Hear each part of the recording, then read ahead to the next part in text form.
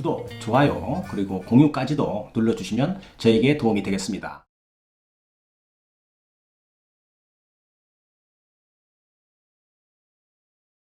안녕하십니까. 육장TV입니다. 김PD님, 오늘은 그 실손보험에 대해서 설명을 좀 드려볼까 합니다. 네, 그동안 그 문제도 참 많았었고, 요 근래에도 큰 이슈가 되었던 실손보험이 왜 이런 문제점들이 발생이 되는지, 또 무엇 때문에 실손보험이 1세대에서 뭐 2세대, 3세대, 4세대까지 상품으로 변경이 되고 있는지, 또 보험회사는 또 문제가 없는지, 또 보험 가입자는 정말이지 문제가 없는 것인지, 실손 보험금으로 인해서 그럼 누가 이득을 보고 누가 손해를 본 것인지에 대해서 알아보는 시간을 오늘 갖도록 하겠습니다. 김PD님, 요즘에 그 실손보험이 사회적인 이슈로 이야기를 많이 하는데요. 네. 뉴스나 온라인 상에서도 여러 차례 소개를 하고 있는 것을 보았습니다. 김PD님도 알고 계시죠? 네, 그 2021년 7월 1일부터 그 네. 실손보험 4세대 상품을 판매한다는 이야기를 들어봤고요. 네. 그 어떤 부분이 문제가 있어서 실손보험이 이렇게 자꾸 바뀌는 건지 뭐 궁금한 점이 있긴 합니다.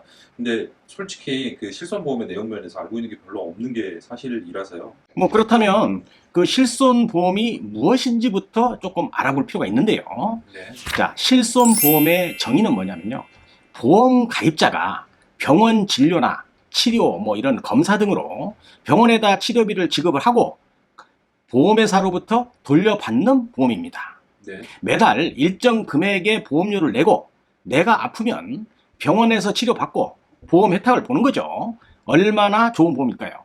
이것이 실손보험의 도입 취지입니다. 네. 자, 쉽게 이야기하면 김PD님, 우리가 그 자동차 보험 가입하죠. 만약에 가입자가 교통사고가 나서 보험회사가 피해자에게 치료도 해주고 보상도 해주고 다 차도 고쳐주고 이렇게 되는 거 아니겠어요? 네. 이거하고 비슷합니다.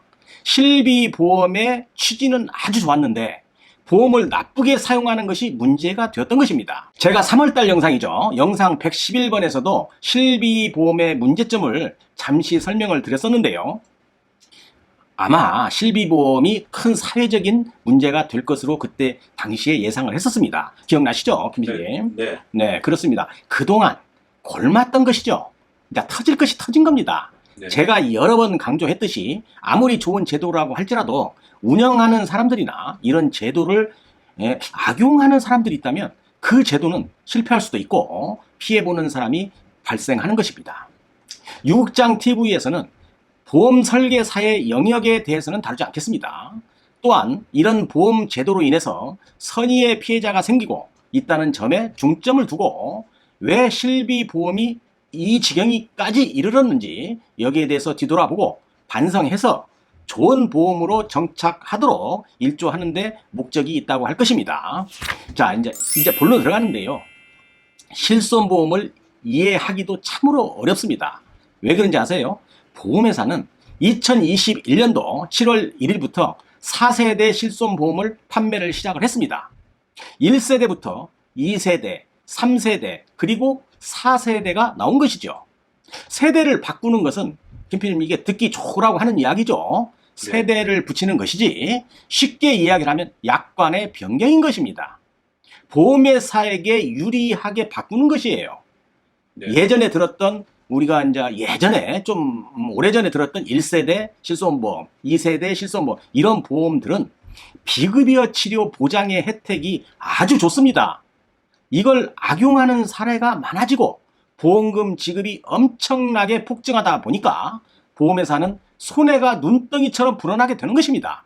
네. 보험회사는 아차 싶어가지고요. 그때 당시에 3세대 실비보험인데 이걸 또 약간 이름을 이쁘게 붙입니다. 착한 실비보험이라고 만들었습니다. 말이 좋아서 착한 실비보험이지 결국은 약관 변경이라는 것이에요. 자, 그래도 손해율이 높아지고 적자가 심하니까 보험회사는 부랴부랴 제4세대 실손보험을 2021년 7월 1일부터 상품을 팔게 된 것입니다. 자, 김PD님, 우리가 그 우리나라 그 부동산 정책 그 보는 것 같지 않나요? 네. 그 TV 같은 데 보면은 뭐 20번 이상 그 대책 발표했죠. 네. 그래가지고 지금 부동산 문제 해결됐나요? 지금 말이죠. 보험회사에서는 실비보험 팔지 않는 회사가 점점 늘어나고 있다고 하는데요. 왜 그럴까요? 손해율이 높으니까 상품을 팔면 팔수록 손해가 되는 그런 상황이에요. 포기하는 겁니다. 이 과정에서 보험금으로 이득을 본 사람도 있지 않겠어요? 자, 실비보험을 나쁘게 활용하는 사람과 여기에 일조를 하는 병원도 있다는 것을 알아야 합니다. 요즘 병원에서 말이죠. 그 물리치료 중에 그 비급여 항목인데요. 도수치료 들어보셨죠, 김 PD님? 네. 자, 병원 한번 가보세요. 보험금을 악용하는 실태입니다. 동네 병원에 몸이 아파서 치료받으러 가면 말이죠. 진료실에서 의사 선생님이 실비보험 가입되어 있는지를 먼저 물어보기도 합니다. 환자가 어디가 아픈지를 물어보고 치료해야 하는 것이 아닌가요? 자, 의사를 만나면 말이죠. 의사가 실비보험이 가입되었다 확인이 되면 그런 다음에는 그 실비보험을 많이 탈 수 있게끔 상담해주는 상담사의 방으로 보내주게 됩니다. 거기에서 프로그램을 다 짜주게 되는데요. 그 상담사라는 사람들이 환자에게 실비보험금을 타내는 방법을 가르쳐 주는 것입니다. 환자는 돈을 병원에 아무리 많이 병원비로 내도 진료비 영수증을 보험회사에 제출하게 되면 보험회사로부터 돈을 받아낼 수가 있으니까 병원 치료가 약간 공짜 같은 느낌을 느낄 것이고 병원 측에서는 최대한 나올 수 있는 비급여 치료를 끌어낼 수 있어서 수입을 극대화할 수 있어서 좋겠고 이렇게 실비보험금이 빠져나가는 것입니다. 그러니까 보험회사가 계속 적자가 나는 거예요. 이걸 바로 잡아야지 왜 약관만 바꾸는지 참 아쉬운 점입니다. 어찌 되었든 이제는 제4세대 실비보험을 판매한다는 것입니다. 보험금을 적게 주려고 보험 약관을 바꾸어 놓는 겁니다.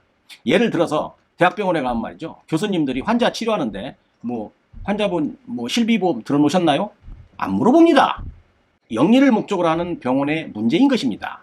자, 도수치료가 무엇인가요? 손으로 치료해 주는 거예요. 꼭 그 마사지 받는 것처럼 하는데요. 이 치료는 비급여이니까 치료비가 매우 비쌉니다.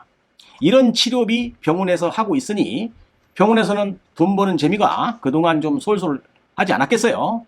자, 한 가지 더 소개를 해드립니다. 제가 들은 이야기인데요. 자, 몸이 아파서 그것도 허리가 많이 아파서 병원에 가서 검사를 하려고 가니까 척추를 MRI를 찍어야 하는 경우가 된 상황입니다. 실비보험이 가입이 확인되면 환자에게 보험사로부터 보험금을 받아내는 방법 병원에서 다 알려줍니다.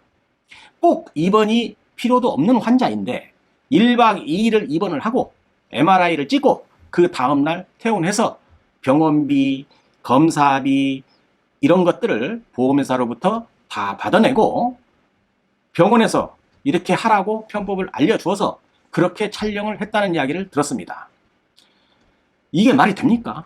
실비보험금은 이런 식으로 다 빠져나가는 겁니다. 병원에서는 1박 2일을 입원비, 병실 차액과 같은 또 MRI 촬영한 비용 등 다 환자에게 받아내고 환자는 병원에서 시키는 대로 보험회사에 실비보험금을 청구하고 자, 그럼 이 와중에 피해를 본 사람도 있을 텐데요. 자, 그럼 피해자는 누구일까요? 자, 실비보험 1세대, 2세대 이런 것들을 가입한 후에 추후에 나중에 몸이 내가 아프면 언젠가는 사용할 것이라고 매달 꼬박꼬박 실비보험료를 잘 냈던 아주 착한 보험 가입자, 즉 건강해서 병원 이용하지 않았던 선량하고 건강하고 젊은 그 실비보험 가입자들인 것입니다. 이렇게 병원에서 돈을 벌어가는 과정에서 선량한 실비보험 가입자는 처음 보험료가 약 한 5만 원 정도였던 것이 조금씩 올라가가지고 지금은 15만 원을 내고 있다고 이야기를 저는 들었습니다. 자, 이 돈 다 어디로 갔을까요? 실비보험을 나쁘게 활용하는 곳으로 들어간 것입니다. 네. 자, 어때요? 이렇게 실비보험을 나쁜 방법으로 활용하는 방법 등을 가르쳐주는 비양심적인 병원들이 줄지 않는다면 아마도 제4세대 실비보험도 실패할 것이고 종국에는 이렇게 좋은 취지의 보험 상품은 없어질 것으로 저는 예상도 해봅니다. 내가 이득을 보겠다고 남을 피해주면 되지 않죠?